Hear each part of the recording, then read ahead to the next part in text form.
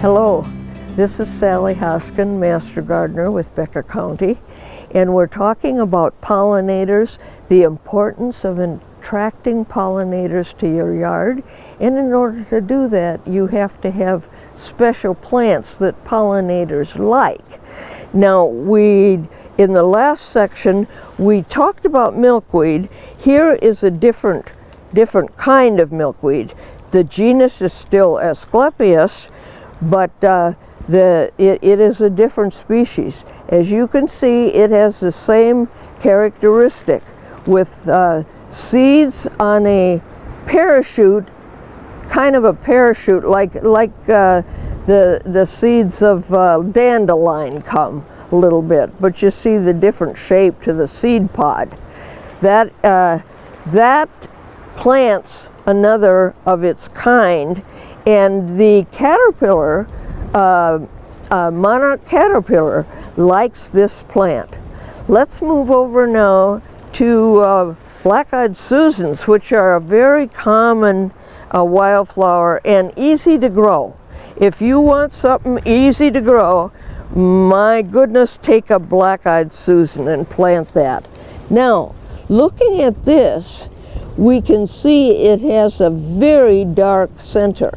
This means that the birds probably, for whatever reason, have not tapped into this much yet.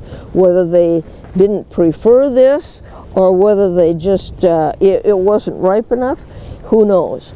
But in any event, Blackeyed Susan is really easy to grow. And what I do is I take it, I'll tell you what the deal is here.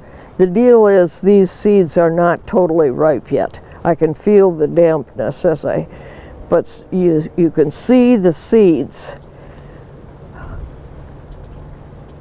And aren't they nice? And like I said before, all you do, if you can, I'd wait a few days with this before I planted it, just because the seeds aren't quite ripe yet. But you go down to the soil. We bare just a little patch. I think this soil is what I'd call mesic, which is a cross between damp and dry. And what you do is you spread those seeds down there and just rub your hand gently over it. You don't have to dig them down. In fact, if you dig them down, you'll probably lose them. But the pollinators, you give health to our natural world when you plant these kinds of things, because we must have pollinators. Think of what would happen if pollinators really collapse, as they are doing now. We wouldn't have peaches, we wouldn't have plums, we wouldn't have choke cherries. They all need pollinators. This is a nice plant. This is called GreyHeaded Coneflower.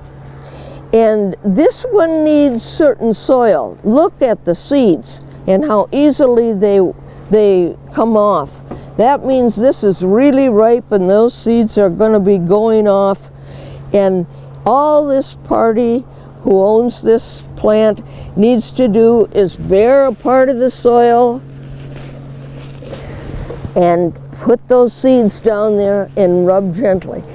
Over many years, I have learned that it's probably just as well to plant the seeds in the fall, just as the good Lord did over the ages. Put them in, harvest them, and right away put them in the ground. Then you don't have to monkey keeping them in the fall and over winter and so forth. I did that for many years, but I think this can work out just exactly as well. Now we're going to take a look at Echinacea.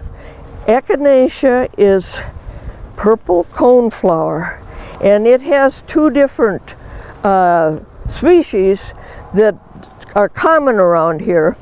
And this particular one is Echinacea angustifolia.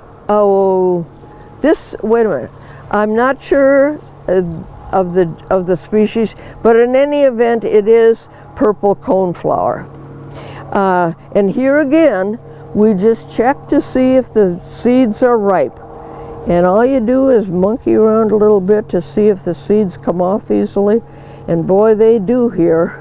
So, so she's going to be able to plant and get many more plants planted. We're going right down here and put them in the ground, bare little soil, and put them in.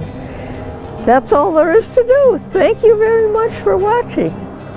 Enjoy.